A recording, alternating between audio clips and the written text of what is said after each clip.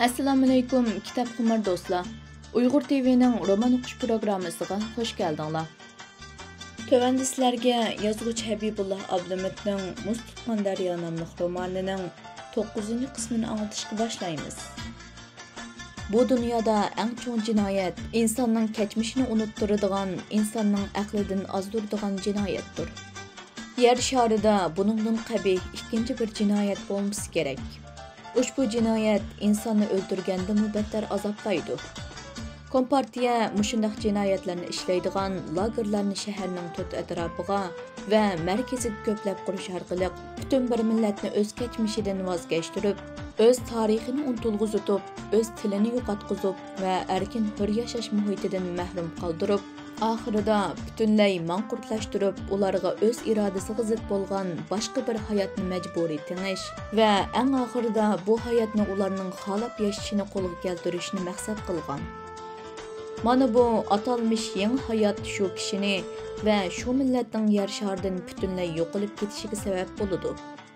Odam o'ldiradigan hech qanday bir qurol va yoki zaharli gaz qo'llanmay turib, faqat va faqatla insonning mengsidagi barliq xotirlarni yuyib tozalab, qop-quruq bo'lib qolgan bir mengiga kompartiyaga foydali bo'lgan mushu hukmron kuchga yordamchi bo'ladigan uchurlarni qachilab, bir odamni va bir millatni o'z-o'ziga butunlay yotlashtirib, boshqa bir odam va boshqa bir millat qilib yasab chiqish uchun mushundaq lagerlarni insho qilish hech qanday bir davlatning 21-asrda qilishga urinadigan ishi emas.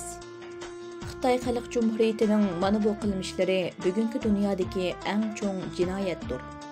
Hamda yozuvchi Chingiz Aytmatovning Asrdan halqagan bir kun nomli romanida qayd qilingan Sariy O'zakdagi ona beyit mozorligi haqidagi rivoyatda bayon qilingan katta yaylaq hisoblanadigan Sariy O'zakka tajovuz qilib kelgan jurjonlarning ashu zaminning asli egilari bo'lgan qozoqlarni asir elib, ularning ichidagi yosh ham qovul yigitlarni qabih usullar bilan manqurtlashtirgandimi qabih va rezildir.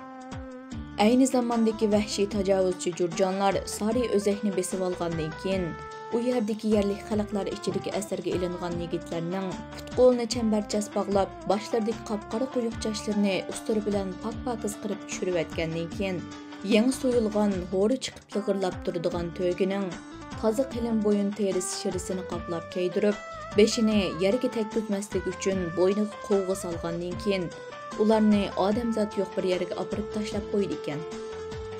Asirlar ana shu cho'llikda 4-5 kunni tamoqsiz, suvsiz o'tkazir ekan.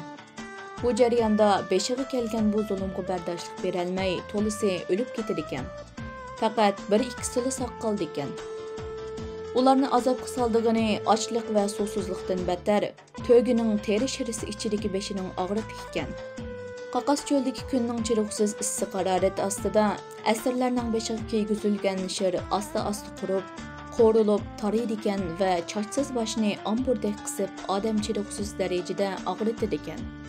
Hammadan yomon yeri shuki, boshdagi tikandek unib chiqqan chochlar to'gining teri shirini teshib sirtqa chiqolmay, amalsiz orqaga yenib, boshning ichiga qarab sanjilishga boshlaydi ekan. Qattiq og'riq azobga chidamagan asirlarning zo'r ko'pchiligi o'lib ketadi ekan. Ho'ysiz tirik qolganlarni shu peti jurjonlar elib ketadi ekan. Ammo u saq qolganlari o'shiga keltirilgandan keyin yo o'zining kimligini, yo qayerdan kelib qayerga ketayotganligini, yo dadasining, yo onasining kimligini bilmaydi ekan. Hatto burunqi barliq kechmishlarini butunlay eslay olmaydigan holga tushib qoldi ekan. Eng yomon yeri shuki, o'zining inson ekanligini bilmaydigan bir maxluqqa aylanib qolishidir. Bundaq odam maxluqlar faqat o'z xo'jayinini tunuydi ekan. Xo'jayini nima qildisa, shuni qildi ekan. Nima bersa, shuni lam-jim demay yeydi ekan. Bundaq odam maxluqlarni manqurt deb atagan ekan. Mana shundaq manqurtlashtirilgan odamlar o'z xo'jayinlariga sodiq bo'ladi. Xo'jayinlarning barliq istaklarini shartsiz, hisobsiz o'rnashdan boshqani o'ylabmi boqmaydi. Eng to'g'risini aytganda, manqurtlar o'ylash iqtidoridan butunlay mahrum qolgan bo'ladi. Ular og'zi bor, tili yo'q, mengisi bor, aqli yo'q, itoatlik bir maxluqdan iborat bo'lib, dal o'z xo'jayinlarining sadoqatmand qullariga aylangan insonlardir. Qul bolğandymı şundaq bir qul ekenki, özünün xo'jayiniga hech bir zaman qarshi chiqmaydigan, hatto qarshi chiqish eڭi yo'q manqurtlardır. Hatto itmi vaqti soati kelganda o'z egasiga qarab qavaydigan chog'lari bo'ladi. Vaholanki manqurtlar itdimi battar o'z xo'jayiniga sodiq bo'lganligi uchun xo'jayinning so'zidan zinhori chiqmaydi va barliq buyruqlarni darhol bajo keltiradi. Tajovuzchi jurjonlar ayni zamonda ana shundoq insoniyat olamida ko'rilib boqmagan eng vahshiy usullar orqali yerli xalqlarni manqurtga aylantirib, insoniyat dunyosidagi eng razil jinoyatni sodir qilgan ekan. Biroq ular maqsadga yetish uchun qo'llangan vositasi insonga jismoniy jihatdan zulm silishdan iborat bo'lgan va bu jismoniy zulm orqali yetmoqchi bo'lgan manqurtlashtirish maqsadi amalga oshirgan bo'lsa, navbatda Xitoy Kompartiyasi Uyg'ur, Qozoq qatorliq yerli xalqlarni manqurtlashtirish uchun ma'naviy usulni vosita qilib tanlagan edi. Ma'naviy jihatlik usul ayni chog'dagi jurjonlarning manqurtlashtirish usulidan necha hassa vahshiy hisoblandi. Jurjonlarning zulmi bir odamni manqurtlashtirish uchun faqat 4-5 kun davom qilgan bo'lsa, Kompartiyaning zulmi necha 10 yillab davom qilmoqda. Kompartiya Uyg'ur qatorliq mushu zaminning asli egalarini manqurtlashtirish uchun uzun yillik planlarni tuzgan, sabr qilib payt kutgan. Faqat hozir Kompartiyaning shart-sharoiti to'liq bo'lganligi uchunla bu zulmni tezlashtirgan xolos. Yana shunimi aniqroq qilib ta'kidlab o'tish hojatki, ma'naviy zulm shundoq bir zulm ediki, yosh o'smirlarni kichigidanla ota-onasidan ayirib, ularning oq qog'ozdek pok-pokiz mingisiga o'zlarining kommunistik ideologiyasini va Junxo millati o'rtaq gavdasi engini cho'nqur singdirib, asta-asta sabr bilan ularni o'z ona tilidan, o'z dinidan, o'z kimligidan ayirib, hatto o'zining Uyg'ur ekanligini bilmaydigan, o'z ixtiyori bilan Xitoy Kommunistik partiyasini jon dili bilan himoya qiladigan, butun Xitoy madaniyatini o'zining asli madaniyati deb o'zligidan e'tirof qiladigan, butunlay o'ziga yot bo'lgan tafakkur usuli bilan masalalarga muomala qiladigan yo'chin bir yerlik millatni zavoddan yasab chiqqandek, ashu atalmish qayta tarbiyalash lagerlarida yasab chiqmoqchi bo'layotgan edi. Ushbu lagerdagi Uyg'urlar Kompartiyaning tarixini, ideologiyasini, bosh sekretarning atalmish doni yo'l yo'riqlari yozilgan kitoblarni o'rganadi. Kompartiya tarafidan maxsus tuzilgan ushbu kitoblarning har bir betiga, har bir jumlasiga, har bir so'ziga Kompartiyaning zahri singdirilgan bo'lib, Xitoy millatchiligining ham chaqina, ham yuza, ham bema'ni ideyalarni targ'ib qiladigan mushundoq kitoblarni yosh o'smirlar noiloj o'rganishga majbur bo'ladi. Hatto ular Xitoy millatining yemak-ichmagidan tortib, ta yurish-turishlarigacha bo'lgan barliq an'analarga o'rganishga zo'rlanadi. Buning qarshi kelgan yoshlar davlatning adliya, qonun organlari tarafidan yushurun echilgan sudlar orqali qamoq jazosiga hukm qilindi. Bu orqali ular mangulik nazarband ostiga ilinib, ashu zindonlarda chirib tugayotdi. Mundaqcha aytganda, Xitoy hukumatining adliya qonun organlari bu qitim butun Uyg'ur millatining ustidan o'zlarining nazariyasini asos, paktini to'qilma qilib keskin hukm chiqarayotgan edi. Yerlik ma'muriy o'rinlarmi ularga moslashib ish elib berayotdi. Bularning adliya qonun organlariga moslashmaymi amali yo'q edi. Yig'ib aytganda, Kompartiya tumirni qiziqida so'qib, atalmish masalalarni tez bir taraf qilyotdi. Navbatda yurgizayotgan bundaq bir ma'naviy va jismoniy zulmga tag'nimi taqobil tura olmaydigandek qiladi. Darvaqa Kompartiya g'aljirlashgan bo'lib, Uyg'ur millatining madaniyati, kulturi va tarixiga oid bo'lgan barliq narsalarni va asrlardan buyon davomlashtirib kelayotgan urf-odatlarni qandaqdir allaqachon modadan qolgan qaliq narsalar qatorida ko'rsatib, Uyg'ur jamiyatining an'analarini tub yiltizidan quritib yetib boradi. Kompartiya ana shu Uyg'urlar almisaqdan buyon to'g'ri deb qarab kelgan va shu bo'yicha davomlashtirib kelayotgan ijtimoiy mavjudiyatlarga biroqli hujum qo'zg'agan edi.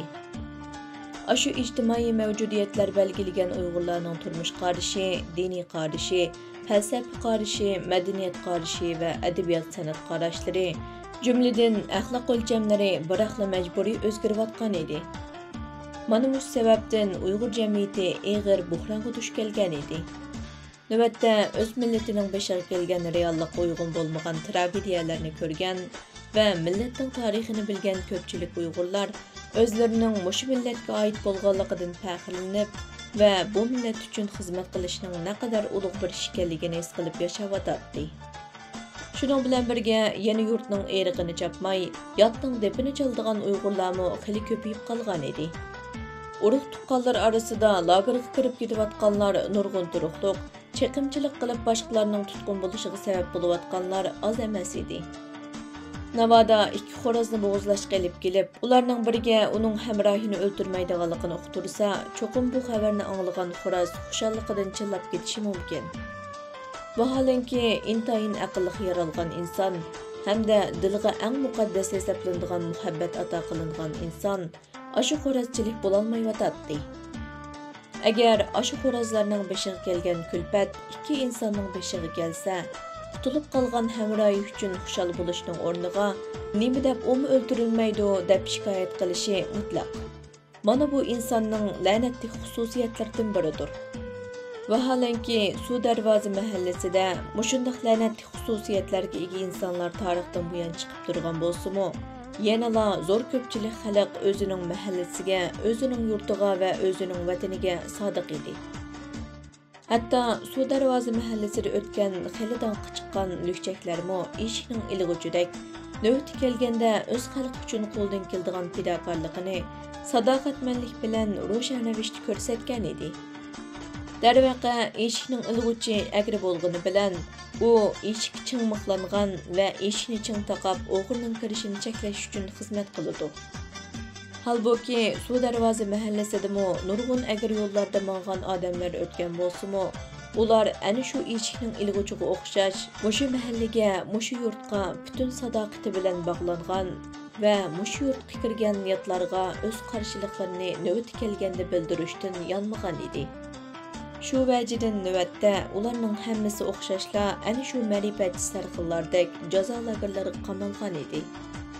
Garchi ular mushu ijtimoiy jamiyatda qaramaqning uchidagi laylimi belgiga o'xshash laylab yurgandek qilg'ini bilan, vaqti kelganda ashu laylimi belgi midirlab qaramaq ilingan beliqdan shafi berganidek, ularmi o'ziga tushlik harakat qilib, mushu yurtga tinimsiz ko'chib kelayotgan ko'chmanlarning ko'payib ketayotganligidan, qara qushlarning bog'lardagi bulbulning o'ziga bostirib kirib, tuxumlarni chaqib ichayotganligidan bishorat berib, ular ustidan shikoyat va qarshilik harakatlarni qilishdan yonmagan edi. Haqiqatan ular tangsizlikni ko'raligidek farq etish tuyg'usiga ega, to'g'ri aqlliqlar toibiga mansub mahalla novchilaridan edi. Mana hozir Suv Darvoza mahallasi ashu novchilardanmi ayrilib qoldi. Suv Darvoza mahallasidagi bu xil o'zgarishlar yosh xonimni shunchalik bearam qilmoqda edi. Suv Darvozada Uyg'ur ayollarining ko'z yoshlari bilan namlanmagan bir tal qilchilikmi narsa qilmagan edi.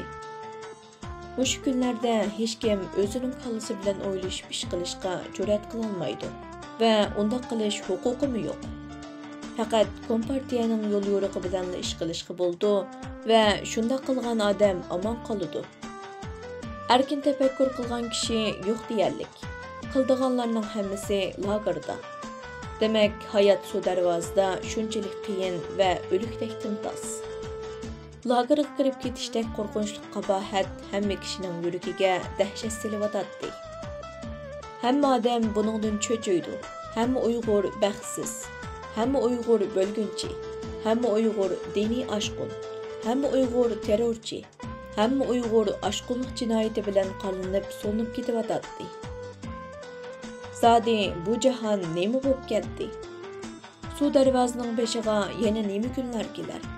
Agar mushunda qirg'inchilik davom etsa, Uyg'urlar muzdek erib tugmamdi. Uyg'urning bu dardlariga o'kinmagan yurak yo sarangning yuragi yoki bo'lmasa o'likning yuragidir.